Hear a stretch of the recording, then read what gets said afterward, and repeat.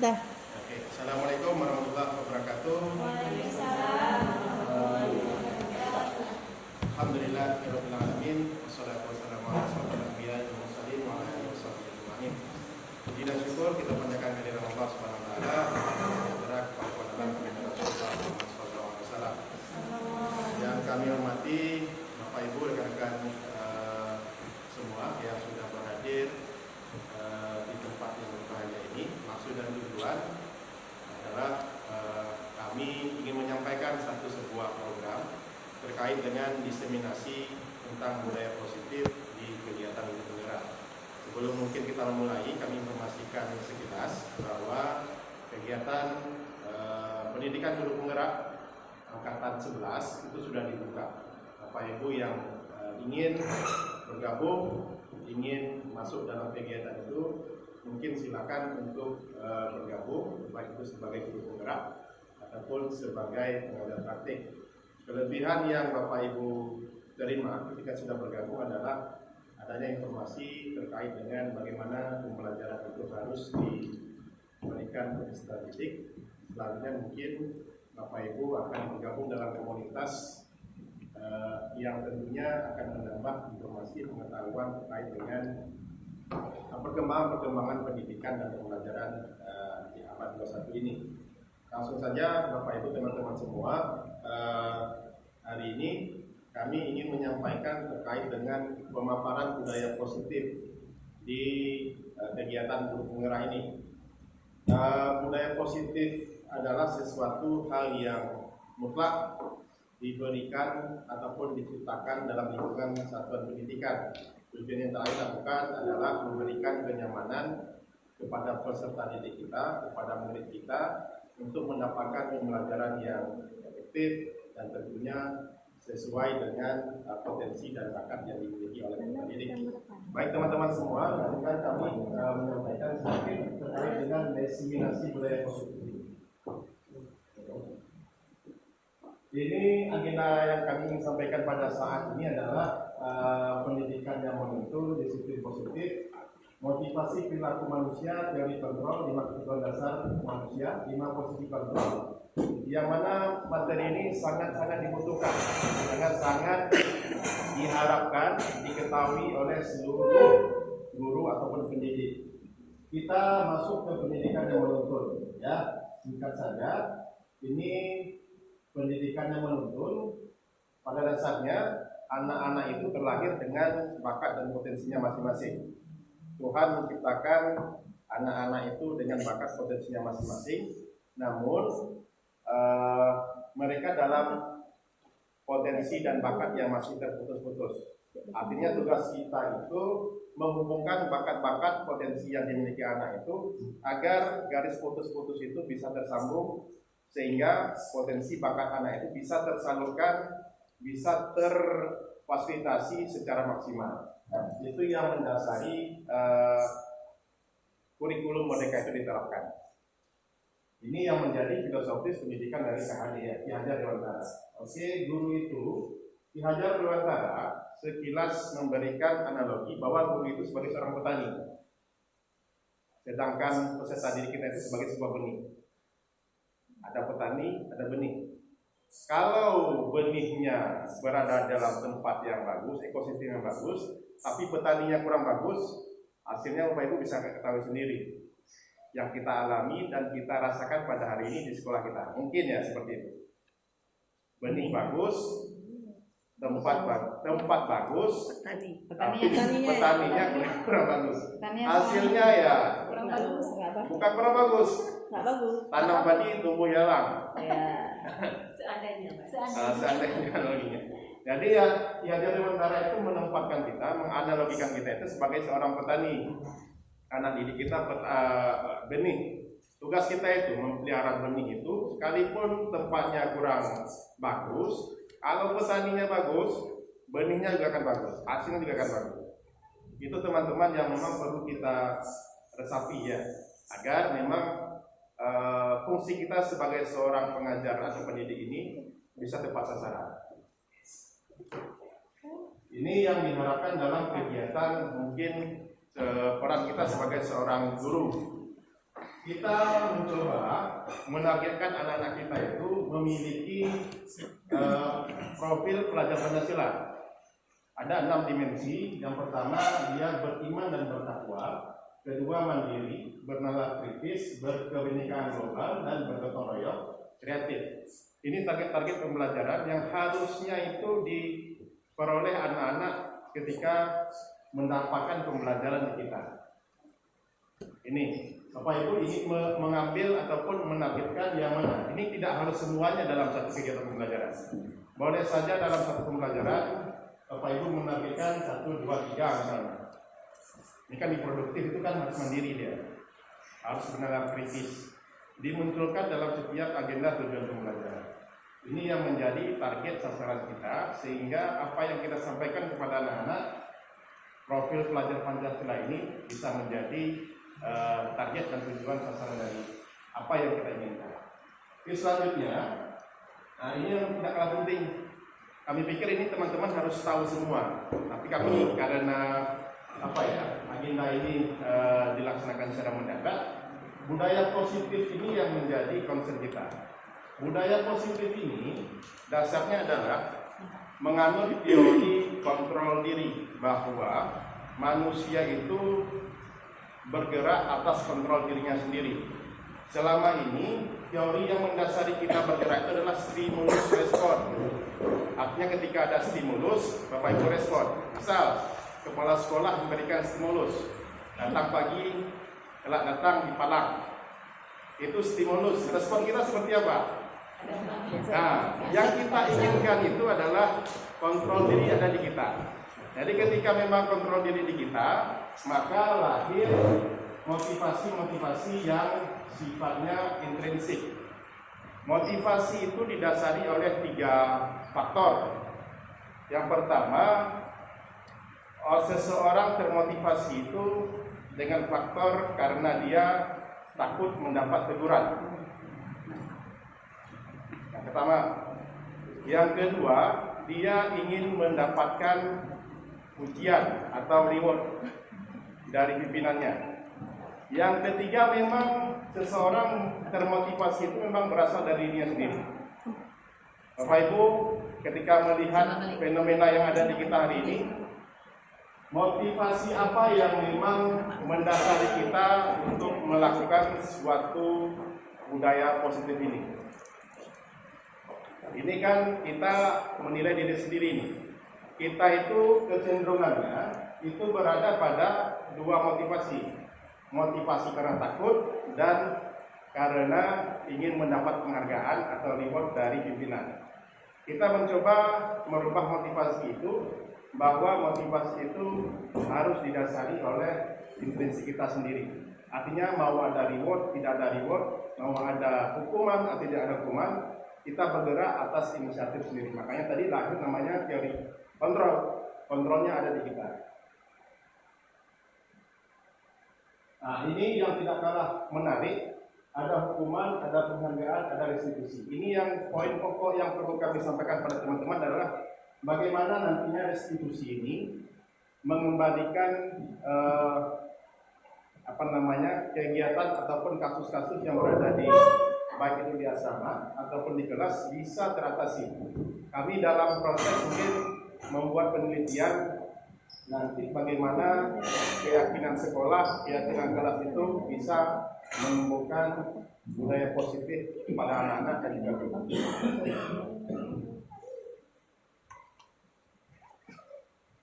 Ada 5 kebutuhan dasar manusia ini. Ini juga tidak terlepas dari yang baik anak, baik orang dewasa, baik anak kecil, sama. Kebutuhan manusia itu pada dasarnya ada 5. Ada kebutuhan untuk hidup, ada kebutuhan untuk diakui, ada kebutuhan untuk akan kasih sayang, kebutuhan akan kesenangan, kebutuhan akan kebebasan. Ini anak-anak kita ini berada dalam 5 kebutuhan dasar ini. Kadang-kadang dia melakukan sesuatu pelanggaran disiplin atas dasar 5 kebebasan ini, 5 kebutuhan dasar ini. Kita lagi mungkin nanti kalau ada pertanyaan silakan teman-teman bertanya. Dalam menumbuhkan budaya positif ada istilahnya keyakinan kelas. Nah, ini yang perlu teman-teman untuk membuat keyakinan kelas. Tadi kami sebutkan ada keyakinan kelas, ada keyakinan sekolah. Kalau keyakinan sekolah itu sifatnya mungkin tidak terlalu ramai, tidak terlalu banyak, hanya bersifat khususan terhadap kelas itu. Kalau sekolah secara umum. Kita lanjut, keyakinan kelas itu biasanya dilakukan pada saat awal-awal pembelajaran atau awal semester. Wali kelas atau guru yang bersangkutan itu membuat keyakinan kelas. Keyakinan kelas itu harus melibatkan peserta didik, harus siswa yang membuat keyakinan kelas itu, agar keyakinan kelas itu bisa bersifat mengikat. Jadi kalau memang ada kasus-kasus di dalam kelas, kasus-kasus yang bersifat global, dalam arti kata keasramahan, itu bisa kita merujuk dari keyakinan kelas yang sudah disusun. Ini posisi kontrol kita teman-teman semua. Ada 5 posisi kontrol guru. Guru itu sebagai penghukum, guru itu sebagai pembuat rasa bersalah, guru itu sebagai teman, guru itu sebagai pemantau, guru itu sebagai manajer. Selama ini Bapak Ibu bisa merefleksi diri sendiri. Posisi kontrol ibu-ibu semua atau teman-teman semua itu cenderung kemana? Penghukumkah, pembuat rasa bersalahkah, atau temankah, atau pemantaukah, atau manajer? Yang diharapkan posisi kontrol kita sebagai manajer. Selama ini kan kita cenderung sekali saya lihat pembuat rasa bersalah. Anak-anak setelah mendengar wejangan kita dia merasa bersalah. Merasa bersalah, ketika dia merasa bersalah dia kurang semangat. Fungsi kita harus bisa memposisikan diri sebagai manajer. Artinya ketika memang ada masalah, kita selesaikan sehingga anak-anak bisa kembali dalam kondisi mood yang bagus. Ini yang sering terjadi, penghukum, membuat rasa bersalah, teman, pemantau. Kalau di sekolah kita ini yang banyak yang mana nih? Pemantau ya. Pemantaunya nih. Lihat-lihat saja nih. Melihat-lihat saja anak mau apa terserah, pokoknya dipantau-pantau aja. Tidak ada aksi apa-apa. Kita nggak tahu nih. Saya teringat satu cerita dari cerita kerajaan Turki. Ya, itu kan Turki itu Fatih itu, Sultan Al-Fatih itu kan merubah manusia itu nggak gampang. Dia untuk menggerakkan tentaranya itu dia melakukan salat.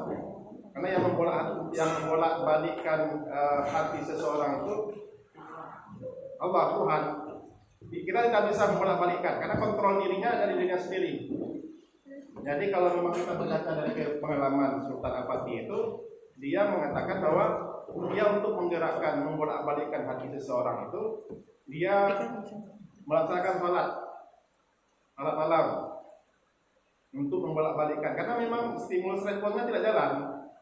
Ketika memang stimulusnya kuat sekali, responnya juga mungkin kalau nggak kuat dia kepecah. Stimulus ketika memang pimpinan membuat stimulus yang ketat, kalau memang tidak bisa mengimbangi dia kepecah. Ini yang coba kita coba rubah, bahwa stimulus respon itu kadang-kadang bisa berjalan, bisa berjalan efektif, bisa berjalan bisa tidak efektif. Kita sebisa mungkin menerapkan teori kontrol bahwa seseorang itu bergerak atas kemauannya sendiri. Ini penghukum, sedikit kami bacakan. Seorang penghukum bisa menggunakan hukuman fisik maupun verbal. Patuhi aturan saya atau awas, katanya. Itu kan guru sering menggunakan ini. Awas ya. Nada suara tinggi, bahasa tubuh, mata melotot, pakai gini. Pakai gini Pak. Ini dia nih. Ini nih. Guru seperti ini senantiasa percaya hanya ada sementara agar pembelajaran bisa berhasil, yaitu versi cara dia sendiri. Ini guru kita nih, dia untuk mencapai target pembelajaran dia menggunakan proses hukum ini. Anak-anak udah sampai seperti ini mungkin marah dan mendendam dia. Kelihatannya dia patuh, tapi dalam hatinya marah dan mendendam. Yang kedua bersifat agresif, dan ketiga tidak ada perubahan apa-apa. Ini kalau memang kita memposisikan diri kita sebagai penghukum ketika memang ada kekacauan yang tidak kita inginkan dalam proses pembelajaran. Yang selanjutnya membuat rasa bersalah. Ini juga tidak kalah penting. Ini BK harusnya bisa melihat ini kan. Kayaknya BK itu senjata ampuhnya ini nih. Menyalahkan si anak kan, artinya dia membawa orang tuanya seolah-olah dengan perlakuan dia itu si siswa itu merasa bersalah. Kita lihat apa sedikit penjelasannya. Pembuat rasa bersalah akan menggunakan keheningan yang membuat orang lain merasa tidak nyaman, bersalah atau rendah diri. Ibu sangat kecewa sekali dengan kamu. Gimana coba kalau orang tua kamu tahu kamu berbuat begini? Ini kan sering nih. Anak-anak pasti merasa bersalah dia akan down. Murid akan memiliki penilaian diri yang buruk tentang diri mereka. Kepercayaan dirinya pasti akan turun. Murid merasa tidak berharga dan telah mengecewakan orang-orang yang disayanginya. Membuat merasa bersalah, nada suara itu memelas, halus seolah-olah tersalingi ya. Bahasa tubuh merapat pada dari anak dan ibu. Hasilnya murid akan merasa bersalah telah mengecewakan ibu, orang-orang yang disayanginya, bapak ibu gurunya. Murid akan menjadi orang yang gagal dan tidak sanggup membahagiakan orang lain. Ini Bapak Ibu semua, teman-teman semua, ketika memang guru memposisikan dirinya sebagai pembuat rasa bersalah. Dan tidak kalah penting, ini teman ini. Banyak sekali guru itu memposisikan diri sebagai teman. Guru pada posisi ini tidak akan menyakiti murid, namun akan tetap berupaya mengontrol murid melalui persuasif. Mereka akan berkata, ayo bantulah demi Bapak ya, katanya kan. Ya sudah, kali ini tidak apa-apa, nanti ibu bantu bereskan. Ini kan memberikan anak-anak rasa mandirinya itu kurang. Hal negatif dari posisi teman ini adalah bila suatu saat guru tersebut tidak membantu, maka murid akan merasa kecewa dan berkata, saya pikir Bapak itu teman saya, teman nada suara, ramah, akrab dan bercanda. Bahasa tubuh merapat pada murid, mata dan senyum jenaka. Hasil yang didapatkan dalam posisi teman ini, murid akan merasa senang dan akrab dengan guru. Ini termasuk dampak yang memiliki. Ya. Selanjutnya pemantau ini yang kiranya banyak terjadi di kita. Guru memposisikan diri sebagai pemantau. Memantau berarti mengawasi. Pada saat kita mengawasi, kita bertanggung jawab atas perilaku orang-orang yang kita awasi. Posisi pemantau berdasarkan pada peraturan-peraturan konsekuensi. Pertanyaan diajukan, seseorang memantau peraturannya apa yang telah kamu lakukan, sanksi atau konsekuensi apa.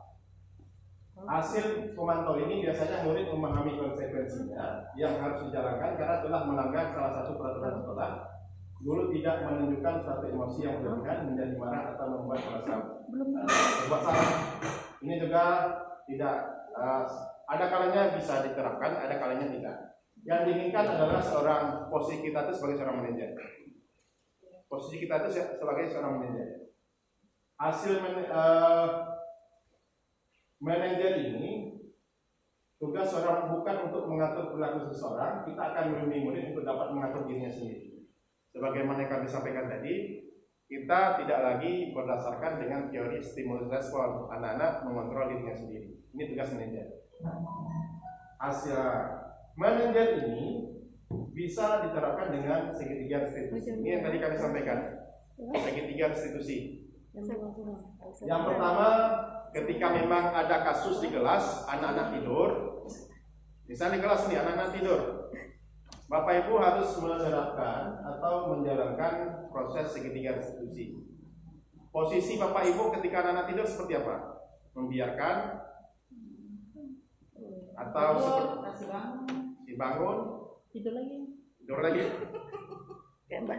Artinya harus diambil tindakan. Ketika mengambil tindakan, ini di kurikulum Merdeka itu menawarkan namanya segitiga restitusi. Anak-anak diajak, dipanggil, prosesnya melalui boleh BK, boleh guru. Alangkah baiknya guru itu sendiri yang melakukan segitiga restitusi.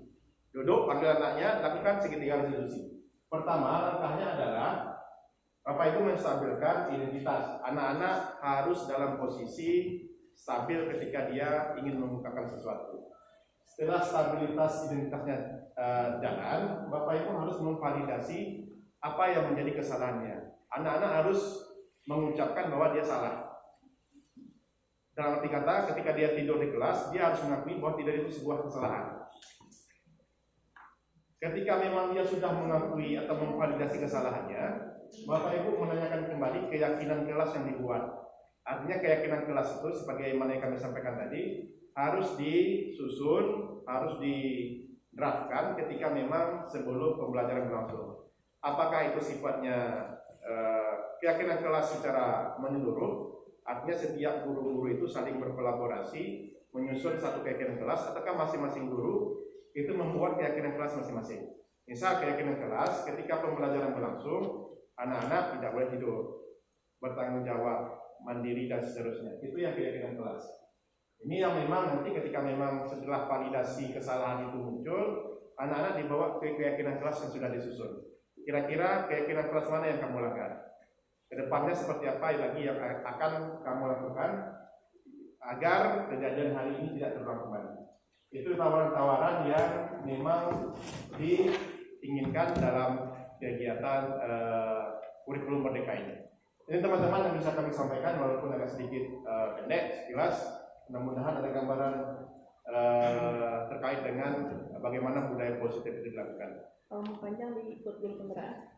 Kalau mau detail lagi, ini angkatan 11 sudah dibuka. Boleh Bapak Ibu melamar sebagai guru penggeraknya ataupun melamar sebagai pendamping ataupun pengajar praktiknya. Terserah mana yang mau dipilih. Kelebihan yang didapatkan pada saat mengikuti kegiatan ini adalah salah satunya Bapak Ibu menjadi kaderisasi seorang pemimpin. Apakah pemimpin pembelajaran, apakah pemimpin satuan pendidikan, apakah pengawas sekolah, ataukah memang di dinas terkait. Itu yang memang kelebihan lainnya yang didapat dalam kegiatan guru penggerak ini. Itu saja yang bisa kami sampaikan. Kalau memang ada yang perlu ditanyakan, perlu elaborasi terkait dengan apa yang kami sampaikan tadi, silakan teman-teman sampaikan. Kalau memang tidak, juga tidak masalah. Yang jelas posisi kita ini berada di 5 kontrol. Kemarin saya pernah menanyakan ke Pak Api sama Pak Jasman masalah budaya positif ini. Teringat pada masa COVID itu cuci tangan itu kan merupakan satu kewajiban kebiasaan baik. Pertanyaannya, Bapak Ibu cuci tangan pada saat COVID itu tujuannya untuk apa? Apakah memang menghindari agar tidak kena COVID, ataukah memang untuk sehat? Atau lebih sederhana lagi, penggunaan helm. Helm itu takut ditilang atau takut kalau jatuh kena kepala. Ini kan dua sisi yang berbeda. Kalau takut tilang, berarti teori yang mendasari kita itu masih stimulus respon. Kita pingin teori yang mendasari kita itu memang berdasar dari kebutuhan kita. Kalau kebutuhan kita seperti itu, ya repot. Tergantung kalau stimulusnya kuat, akan jadi penerapan disiplin. Tapi kalau memang tidak kuat, lemah lagi. Itu yang memang teman-teman bisa pahami dan pelajari di kegiatan selanjutnya. Kalau ada siswa di kelas, ini pernah kejadian kan? Ketiduran dia ngantuk ya, udah cuci muka, bangun masih tidur lagi ya. Itu lebih baik kita suruh keluar atau kita di dalam dia tidur? Tergantung. Ini yang pertama kasusnya ini kan harus di posisi manajerial ini kan harus dilakukan Pak Api dengan penerapan restitusi. Pak Api ingin langsung udah sampai nasinya.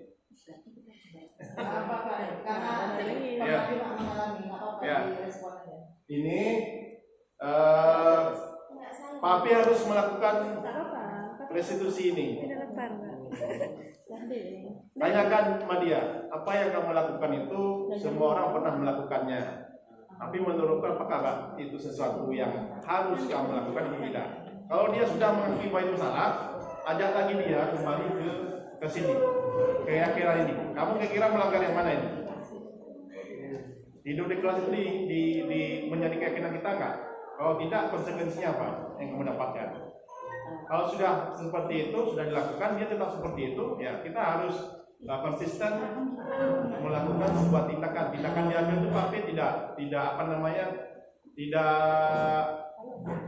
harus tindakan atau hukuman bersifat hukuman ya, bisa sanksi, bisa diharapkan harus restitusi memang. Ada 3 deh kan, ada hukuman, ada sanksi, ada restitusi. Kenapa dia jadi restitusi itu? Agar kita nanti menerapkan ke siswa. Jadi jatuhnya dia pendekatan secara hati ke hati. Kalau misalnya hukuman secara fisik atau verbal, tapi kalau ini kita menanyakan terus membimbing, tapi sebenarnya itu udah dengan sanksi, kita kayak jadinya kayak ngomong dengan anaknya itu restitusi. Gitu ya Pak? Iya betul.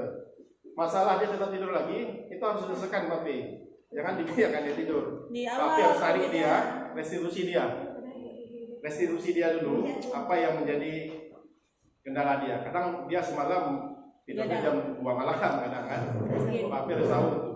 Ya. Nah saya kejadian juga Pak kemarin kan di kelas 1. Saya suruh cuci tangan, nggak apa-apa Miss, nggak apa-apa. Kok nggak kamu loncat-loncat entar di belakang? Udah berusaha dia dulu, terus tidur lagi. Kenapa malah telat tidur? Enggak juga dia bilang. Tapi pikir keluar cuci muka, nggak mau juga. Tapi betul-betul nggak bisa dia tahan sebentar, ngantuk lagi. Cuma saya belum panggil setelah jam belajar. Nah, itu yang memang kita harapkan ketika memang ada permasalahan seperti itu harus dituntaskan. Selama ini kan kita memposisikan, jadi artinya kita sebagai pemantau saja tadi ya, hanya sebagai pemantau. Posisi kita tuh hendaknya menjadi seorang manajer. Nggak tahu saya, kadang-kadang ketika ada kasus kayak itu, ada sebagai teman kadang memposisikan diri, ya udah karena teman kan, ya udah karena kamu teman, kita memposisikan ke teman, ya kita abaikan aja dia tidur. Kalau kita hukum kan misalnya kita hukum, jadi kan efek hukuman kita itu dia akan minder, akan mendendam. Ini yang perlu kita memposisikan diri ketika memang ada kasus-kasus seperti itu. Sebisa mungkin posisikan diri sebagai manajer. Kalau 4 lagi ini ada, kadang-kadang ada yang bisa kita terapkan, kadang-kadang ini. Kebanyakan tidak bisa. Ya, kalau memang kasus seperti itu kan kita kan cenderung memantau atau teman. Bisa ada kejadian di kelas. Karena kita merasa teman, ya kita biarkan aja, tidak kita tuntaskan.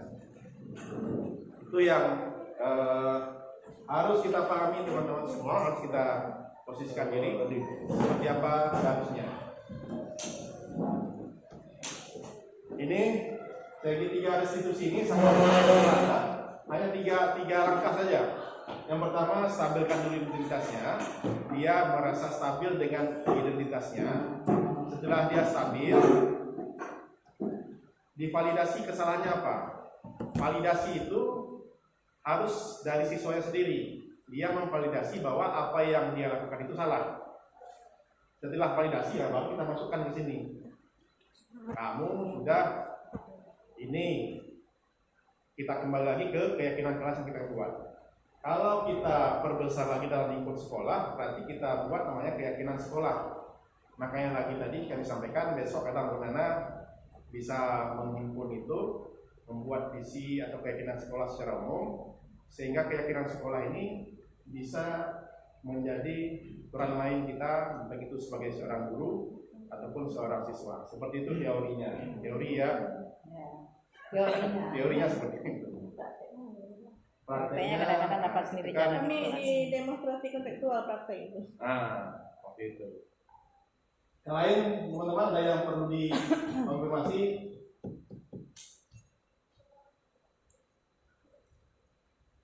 Detailnya nanti ya. Detailnya nanti sama Bu Nana. Enggak, di guru penggerak lah. Saya. Inilah dia. Mana guru penggerak? Enggak, Kita berharap kita bergerak itu bukan atas dasar stimulus respon. Ada kalanya stimulus respon itu bisa dibuat, ada kala tidak. Kalau untuk menerapkan budaya positif itu dasarnya memang harus teori kontrol. Ya, stimulus respon itu seperti penerapannya kan bel istirahat. Dengar bel istirahat. Dengar bel 2 kali artinya masuk 1 pergantian jam. Itu kan 3 kali kita secara langsung sudah distimulus. Itu yang memang teori-teori itu yang pendidikan yang sering digunakan, stimulus respon. Dan itu sudah lama ya. Kalau stimulus respon itu kan udah mungkin angkatan-angkatan kita BSD, ya itu yang memang mendasarinya. Bukan tidak bagus, ada bagusnya ketika itu diterapkan, tergantung apa yang menjadi ya sasaran yang ingin dicapai. Baik teman-teman, kalau memang tidak ada pertanyaan, sekali lagi saya ucapkan terima kasih atas partisipasi teman-teman semua yang sudah mendengarkan paparan sekilas tentang kami tentang penerapan budaya positif ini. Mudah-mudahan bisa menambah sedikit informasi sekaligus untuk pengetahuan teman-teman untuk terus memberikan sesuatu hal yang terbaik kepada peserta didik kita, karena ini profesi kita, ini ladang sawah kita, ini tempat kita bercocok tanam untuk mungkin meraih akhirat ya Bu Susi. Insyaallah Pak. Karena Semua kerjaan ibadah kan Pak. setengah kaki guru itu kan ke surga. Sebenarnya Kalau hakim kan setengah kakinya ke neraka. Kasus yang kita sekarang Pak B ya. Setengah kaki hakim itu udah jelas neraka. Kalau guru setengah kakinya ke surga. Tinggal setengah lagi Pak ya. setengah lagi. Masyaallah. Itu yang mudah-mudahan yang akan kita perjuangkan, yang akan kita coba dapatkan nanti ketika memang hari pembalasan itu datang. Sekali lagi terima kasih. Bila topik wa hidayah. Assalamualaikum warahmatullahi wabarakatuh. Waalaikumsalam. Silakan Bapak Ibu kalau mau